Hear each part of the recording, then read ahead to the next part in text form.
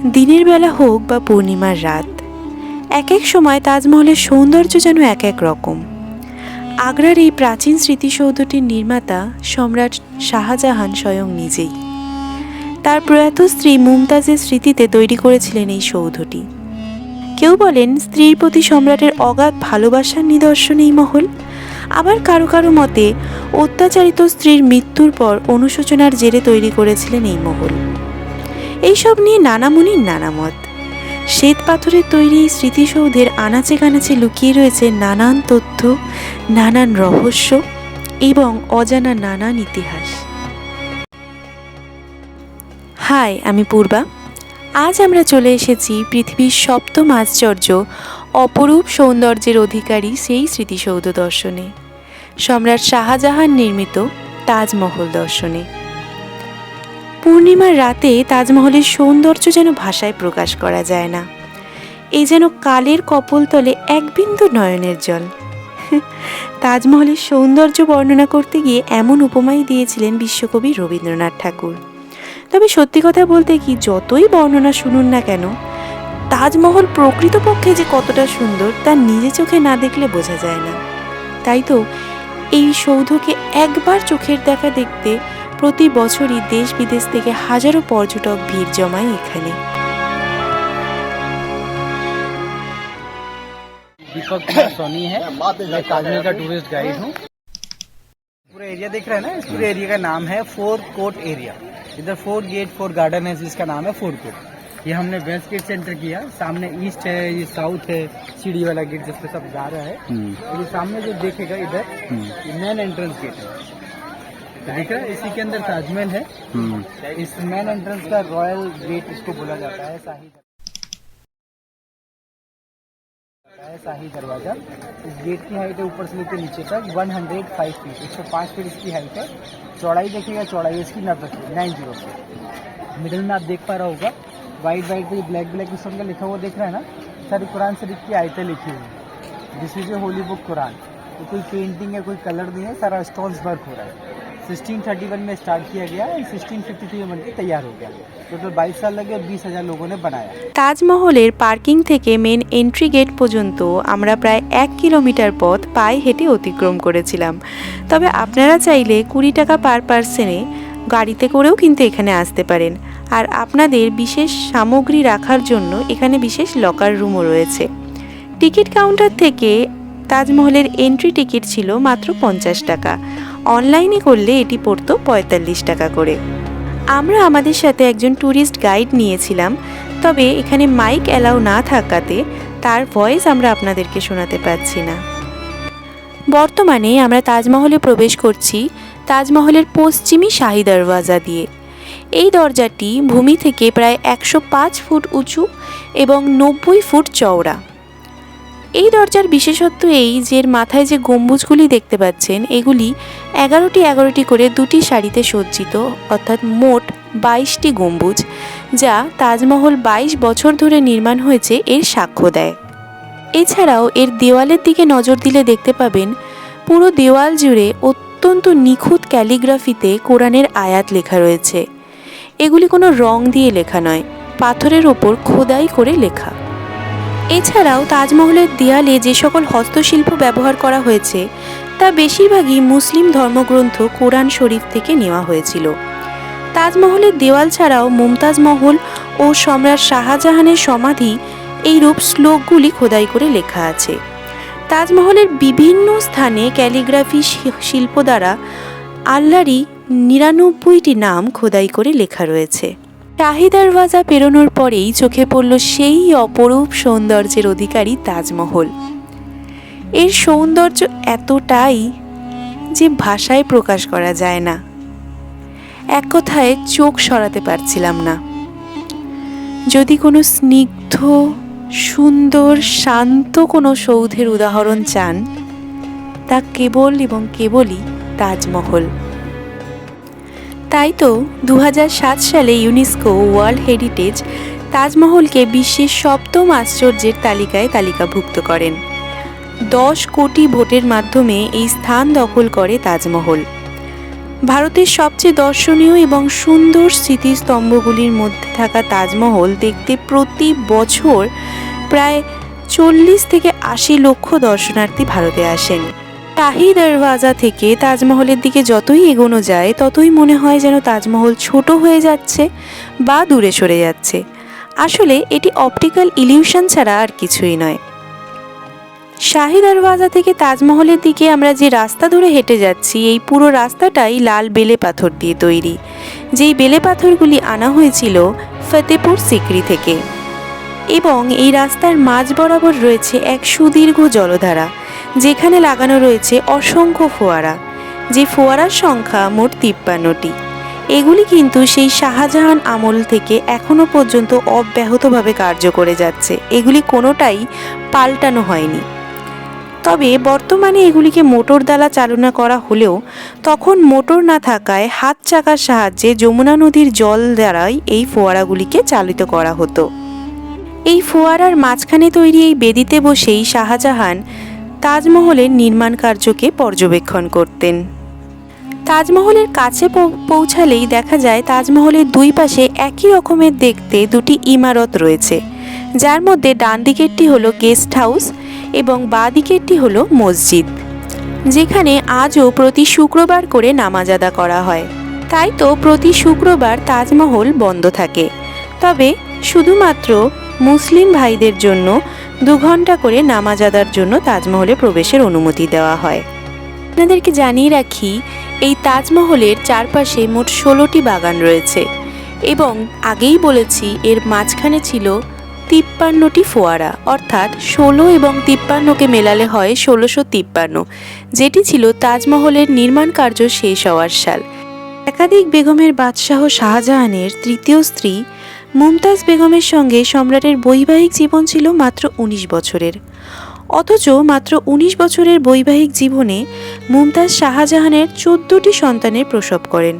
বলাই বাহুল্য, এই কারণেই তিনি ছিলেন শারীরিকভাবে অত্যন্ত দুর্বল। শারীরিক ধকল সহ্য করতে না পেরেই মাত্র 39 বছর বয়সেই সন্তান প্রসব করতে গিয়ে প্রাণ হারান মুমতাজ বেগম। সম্রাট অনেক ভেঙে পড়েন এবং তার স্মৃতিতেই 1632 খ্রিস্টাব্দে তাজমহল তৈরির কার্য শুরু করেন মুঘল সম্রাট শাহজাহান। তার এই স্বপ্ন বাস্তবে পরিণত করতে তাজ নির্মাণে যুক্ত হয়েছিল প্রায় 20,000 মানুষ। মহল তৈরি করতে সময় লেগেছিল প্রায় 20 বছর। তাজমহল বানানোর মেন কাজ শেষ হয়েছিল 1653 খ্রিস্টাব্দে, যদিও এরপরেও ছোটোখাটো কিছু কাজ সম্পন্ন করতে লেগে গেছিল আরও 2 বছর। অর্থাৎ মোট 20,000 মানুষের দ্বারা 22 বছর ধরে এই বিশাল স্মৃতিসৌধটি নির্মাণ হয়েছিল। এটি তৈরিতে তখনকার দিনে খরচ পড়েছিল প্রায় 3,20,00,000 টাকা। তাজমহলের নকশা অত্যন্ত আকর্ষণীয়। এই তাজমহল বানানো হয়েছিল প্রধানত ভারতীয়, ফার্সি এবং ইসলামিক ভাস্কর্যের সংমিশ্রণ দ্বারা। ফার্সি এবং ইসলামিক স্থাপত্যের মূল নীতি অনুসারে তাজমহল প্রায় পুরোপুরি প্রতিসম। মিনার, দেওয়াল, কক্ষ, এমনকি বাগানগুলো এত নিখুঁতভাবে প্রতিসমভাবে তৈরি হয়েছে যা দেখলে মানুষ সত্যিই অবাক হয়। তাজমহল কুতুব মিনারের থেকে 5 ফিট উঁচু। এই প্রসঙ্গে বলে রাখা ভালো, ঐতিহাসিকরা দাবি করেন যে সমস্ত কারিগর তাজমহল তৈরি করেছিলেন তাদের হাত কেটে ফেলা হয়েছিল। তবে এ নিয়েও নানান মুনি নানা মত, অর্থাৎ নানান মতান্তর আছে। তাজমহলের প্রধান কারিগরের নাম ছিল ওস্তাদ আহমেদ লাহোরি। তাজমহল নির্মাণ করার জন্য যেসব সামগ্রী ব্যবহার করা হয়েছিল সেগুলি প্রধানত ভারত এবং সমগ্র এশিয়া মহাদেশের বিভিন্ন স্থান থেকে আনা হয়েছিল। এই সকল নির্মাণ সামগ্রী পরিবহনের জন্য বলা হয় 1000-এরও বেশি হাতি ব্যবহার করা হয়। তাজমহল নির্মাণের জন্য যে সকল মার্বেল পাথরের প্রয়োজন হয়েছিল তাও প্রধানত বিভিন্ন দেশ এবং ভারতের বিভিন্ন স্থান থেকে কেনা হয়েছিল। এর মধ্যে স্বচ্ছ মার্বেল পাথরটি সাদা সেটি আনা হয়েছিল রাজস্থানের মাকরানা নামক স্থান থেকে। এছাড়াও চীন, পাঞ্জাব, আফগানিস্তান, তিব্বত ইত্যাদি নানান জায়গা থেকে নানান মার্বেল আনা হয়েছিল। জেড এবং স্ফটিক কেনা হয়েছিল চীন থেকে। পাঞ্জাব থেকে কেনা হয়েছিল জেম্পার। আফগানিস্তান থেকে ল্যাপিস লাজুলি, আরব থেকে কার্নেলিয়া এবং তিব্বত থেকে কেনা হয়েছিল ফিরোজা নামক মার্বেল পাথর। সাদা মার্বেলের গায়ে খোদাই করে এই পাথরগুলির দ্বারা অপরূপ নকশা তৈরি করা হয়েছে, যেগুলি পূর্ণিমার রাতে চাঁদের আলোয় ঝলমলিয়ে উঠে তাজমহলকে এক অপরূপ মায়াবী মহলে পরিণত করে। এই অপরূপ সৌন্দর্য উপভোগ করতেও কিন্তু দর্শনার্থীরা জমা হয় পূর্ণিমার রাতে।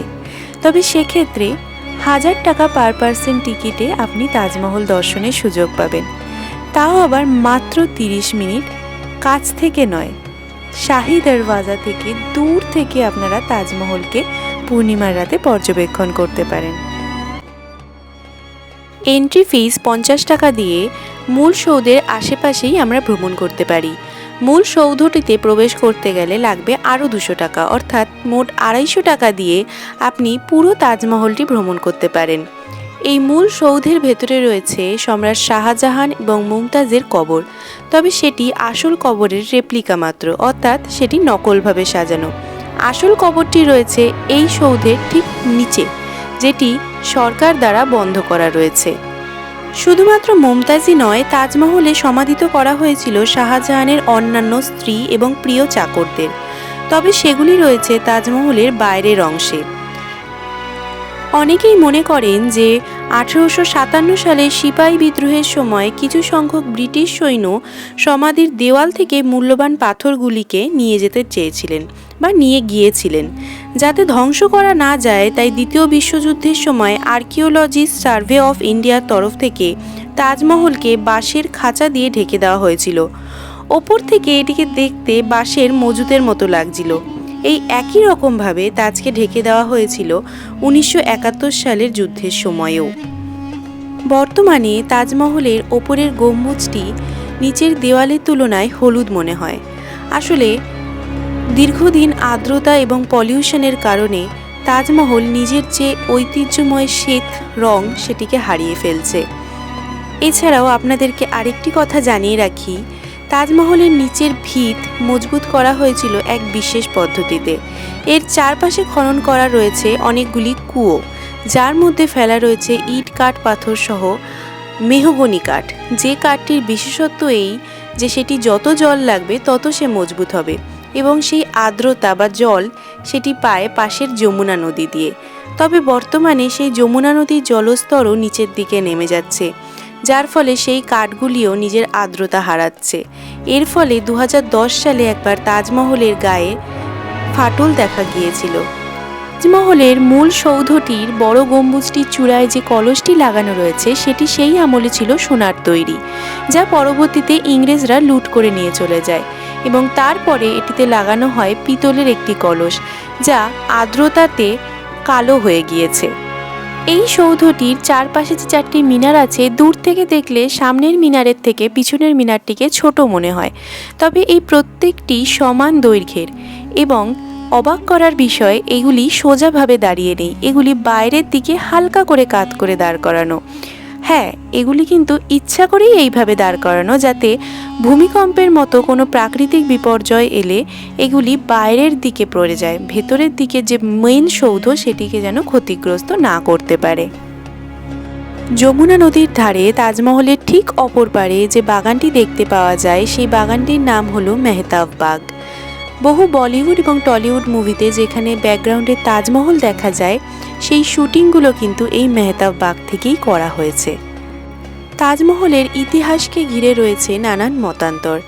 কারো কারো মতে এই মেহতাব বাগেই সম্রাট শাহজাহান তৈরি করতে চেয়েছিলেন অপরূপ এক কালো তাজমহল, যে কার্যে বাধা দেওয়ার জন্যই ঔরঙ্গজেব তার নিজ পিতাকে 8 বছর আগ্রা ফোর্টে নজরবন্দি অবস্থায় রাখেন, যেখান থেকে তিনি তার নিজের সাধের এই তাজমহলকে দেখতেন একটি আয়নার সাহায্যে। আরও বলা হয় যে এই আগ্রা ফোর্ট থেকে তাজমহল পর্যন্ত রয়েছে একটি সুড়ঙ্গ পথ, যেই পথেই নাকি তার শাহজাহানের কন্যা জাহানারা এবং রোসেনারা তার মৃত্যুর পর তার শবদেহকে এই তাজমহলে নিয়ে এসেছিলেন। এছাড়াও তাজমহলের নিচের এই বন্ধ ঘরগুলোকে নিয়ে রয়েছে নানান রহস্যের জাল, যা আজ কারোর পক্ষেই ভেদ করা সম্ভব না, কারণ এগুলিতে প্রবেশ করার অনুমতি কারণ নেই। তবে আমরা এসেছিলাম এই অপরূপ সৌন্দর্যকে দু চোখ ভরে দেখতে।